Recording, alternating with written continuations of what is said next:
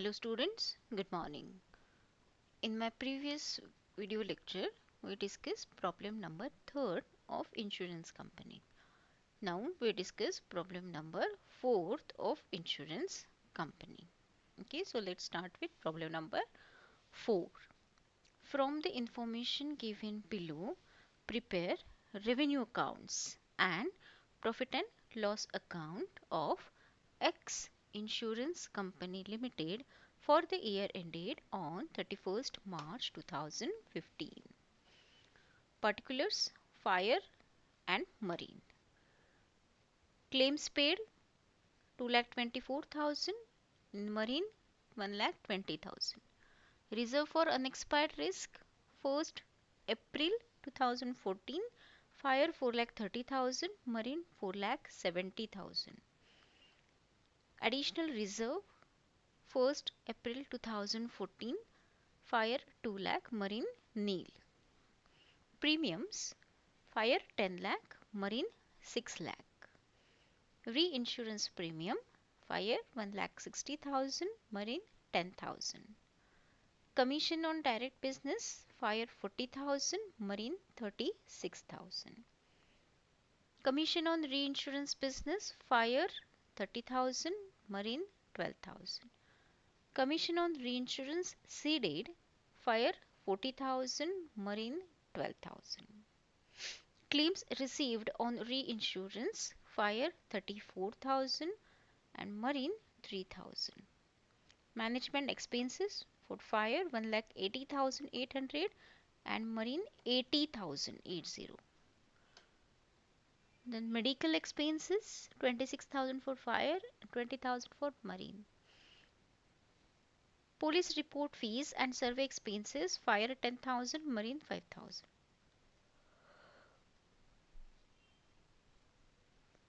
And last, legal expenses 14,000 for fire, 15,000 for marine.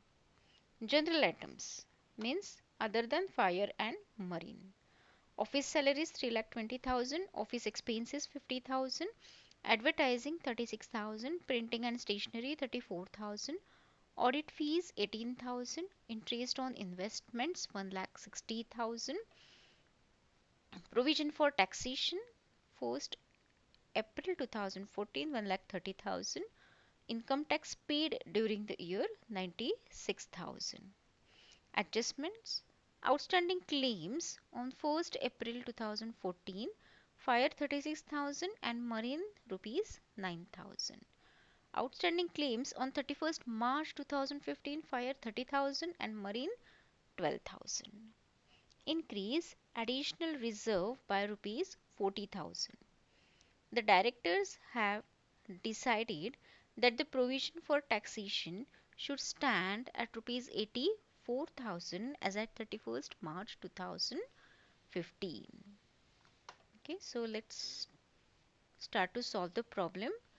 We have to prepare revenue accounts, means fire revenue account and marine revenue account and profit and loss account of X Insurance Company Limited. So solution: in the books of X Insurance Company Limited, fire revenue account form F.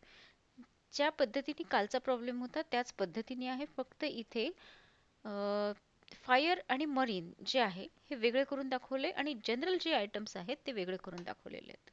ठीक आहे, so त्याच पद्धतीने जायचंय. फक्त इथे claims under पॉलिसीमध्ये claims paid कशा कशाचे क्लेम्स पेड केले जाऊ शकतात, तर मेडिकल, पोलीस रिपोर्ट फीस आणि लीगल एक्सपेन्सेस या सगळ्याचे क्लेम्स पेड केले जाऊ शकतात. ओके, सो ते ॲड करायचे क्लेम्स पेडमध्ये. 2,24,000 क्लेम्स पेड, त्याच्यामध्ये medical expenses 26,000, police report fees 10,000, legal expenses 14,000. Okay, so 2,74,000. Then minus recovery of claims. Okay, so recovery of claims received on reinsurance. Okay, म्हणजेच recovery of claims 34,000 less outstanding जे adjustment मध्ये दिलेले आहे. Outstanding claim हे ओपनिंगचे आहेत 1 April 2014चे आणि outstanding हे 31 मार्चचे आहेत.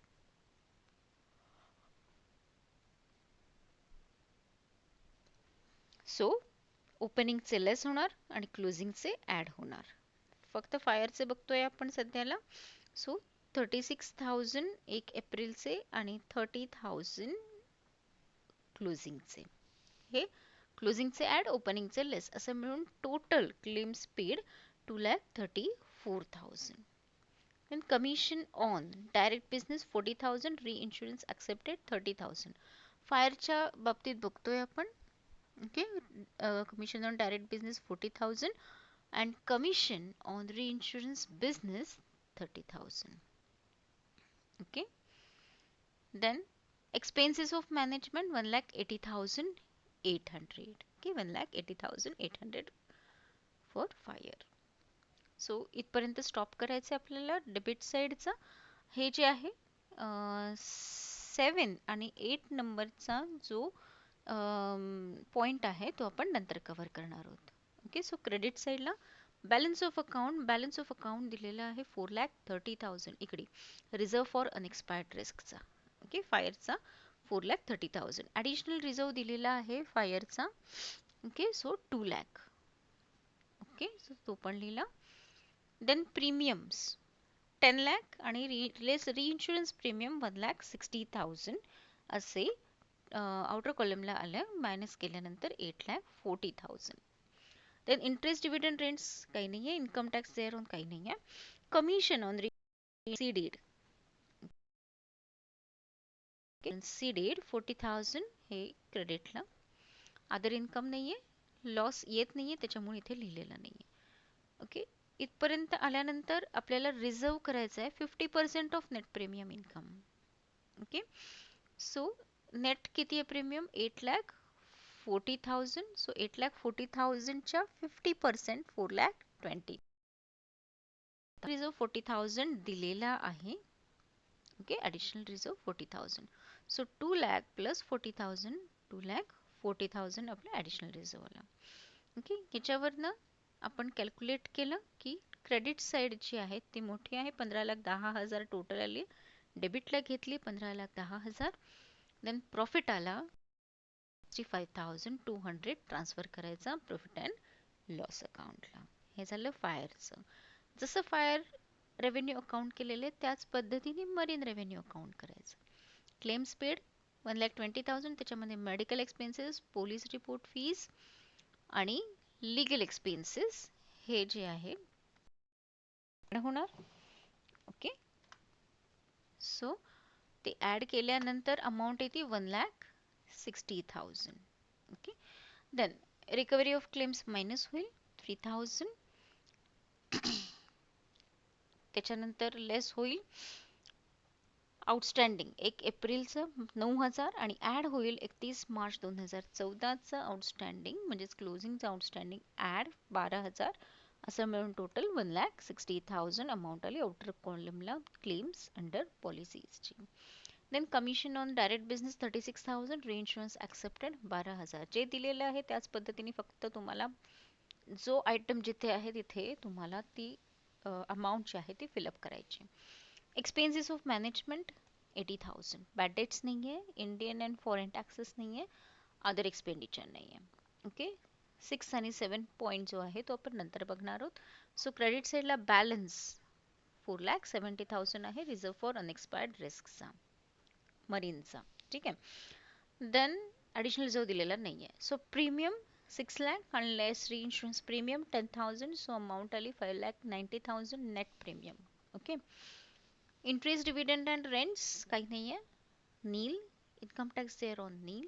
Commission on reinsurance ceded 12,000. Other incomes काही नाही आहे. आणि loss transfer to profit and loss account ते पण काही नाही आहे. ओके, सो टोटल करायची आहे. क्रेडिट साईडची टोटल मोठी आहे 10,72,000. डेबिटला घेणार 72,000. हां, रिझर्व फॉर अनएक्सपायर्ड रिस्कचा क्लोजिंग बॅलन्स काढायचा आहे. ओपनिंगवर 100% ऑफ नेट प्रीमियम इन्कम त्याच्यामुळे जेवढं प्रीमियम आहे नेट प्रीमियम तेवढीच अमाऊंट येणार रिझर्व फॉर अनएक्सपायर्ड रिस्कची क्लोजिंगला. ओके 100% लिहिल्यामुळे. सो 5,90,000 हा आला balance of account reserve for unexpired risk. Okay then 10,72,000 मधनं डेबिटची अमाऊंट सगळे मायनस केल्यानंतर बॅलन्स राहतो 1,94,000. तो जाईल profit transfer to profit and loss अकाउंटला. ओके प्रॉफिट ट्रान्सफर होईल प्रॉफिट अँड लॉस अकाउंटला. आता लास्टला बघूया आपण प्रॉफिट अँड लॉस अकाउंट. त्याच्या अगोदर एक वर्किंग आहे छोटीसं, ते बघूया. प्रोव्हिजन फॉर टॅक्सेशनचं बॅलन्स दिलेला आहे. कधी पण provision for taxation credit balance असतो 1,30,000, जो की तुम्हाला दिलेला आहे तुमच्या ट्रायल बॅलन्स मध्ये. ओके प्रोव्हिजन फॉर टॅक्सेशन 1/4/2014 चा 1,30,000. Okay so 1,30,000 by balance brought down 1,30,000 लिहिलं. त्याच्यानंतर ही जी आहे ही बॅलन्सिंग फिगर आलेली आहे 50,000ची. So paid during 31 March 2015. Okay ही ड्युरिंग द इयर पेड केलेली अमाऊंट आहे 84,000 आणि कॅश दिलेले आहे कॅश अकाउंट आहे 96,000चा, जो की तुम्हाला दिसेल 96,000 income tax paid during the year. Okay so हा बॅलन्स क्रेडिटला हे डेबिटला घेतलं आणि प्रोव्हिजन 1,000 ॲज ॲट 31 मार्च 2015. हे जे 84,000 आहे हे डेबिट साईडला घेतले. 31 मार्च 2015चा बॅलन्स जो आहे तो कॅरीड डाऊन होतो.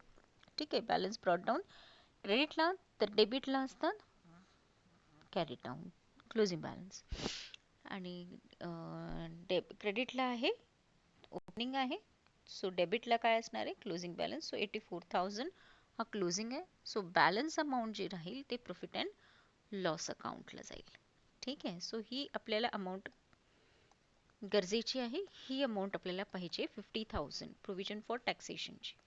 ठीक आहे सो आता प्रॉफिट अँड लॉस अकाउंट बघूया. टॅक्सेस काही नाही आहेत. एक्सपेन्सेस ऑफ मॅनेजमेंटमध्ये सगळे जे एक्सपेन्सेस आहेत office salaries, office expenses, advertising, printing stationery आणि हे सगळे एक्सपेन्सेस ऑफ मॅनेजमेंटमध्ये येणार. 3,20,000, 50,000, 36,000, 34,000 आणि 18,000.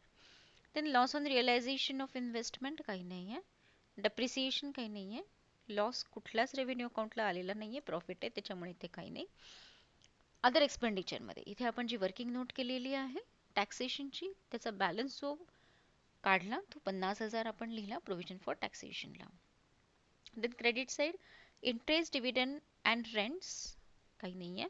इन्कम टॅक्स काही नाही आहे. इंटरेस्ट ऑन इन्व्हेस्टमेंट आहे 1,60,000.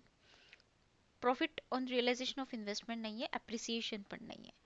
Profit transfer from revenue account इथे फायरला 3,65,200 प्रॉफिट आलाय आणि मरीनला 1,94,000 प्रॉफिट आलाय. देन लॉस काही येत नाही त्याच्यामुळे इथे येणार नाही. सो टोटल करायची आहे प्रॉफिट अँड लॉसची 7,19,000 टोटल इथे क्रेडिटची, डेबिटला घ्यायची 7,19,000 आणि जो प्रॉफिट आलेला आहे तो ट्रान्सफर करायचा P and L profit and loss appropriation अकाउंटला. सो नेट प्रॉफिट आलाय 2,11,200. ओके सो हा जो आहे तो जाईल प्रॉफिट अँड लॉस ॲप्रोप्रिएशनला.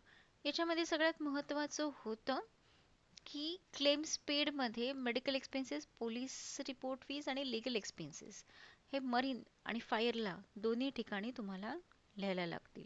ओके आणि त्याच्यानंतर रिकव्हरी आउटस्टँडिंग्स अशा पद्धतीचे लेस होईल. हे एक वर्किंग महत्त्वाचं आहे. आणि इन्कम प्रोव्हिजन फॉर टॅक्सेशन जे आहे ते पण महत्त्वाचं आहे वर्किंग, की तिथे तुम्हाला बॅलन्स अमाऊंट अँड लॉस अकाउंटमध्ये घ्यायची आहे प्रोव्हिजन फॉर टॅक्सेशनची अमाऊंट. ओके सो कालचा प्रॉब्लेम होता फक्त प्रोव्हिजन फॉर टॅक्सेशनची वेगळी हे होती. बॅलन्स जो आहे तो काढायचा होता आपल्याला आणि क्लेम्स याच्यामध्ये ॲड आणि लेस काय काय करायचं आहे हे बघायचं होतं. हे दोन नवीन पॉईंट या प्रॉब्लेममध्ये ॲड झालेले आहेत. ठीक आहे so hope you understand this problem. If you have any problem then message me Okay, see you soon in my next video. Till then, take care.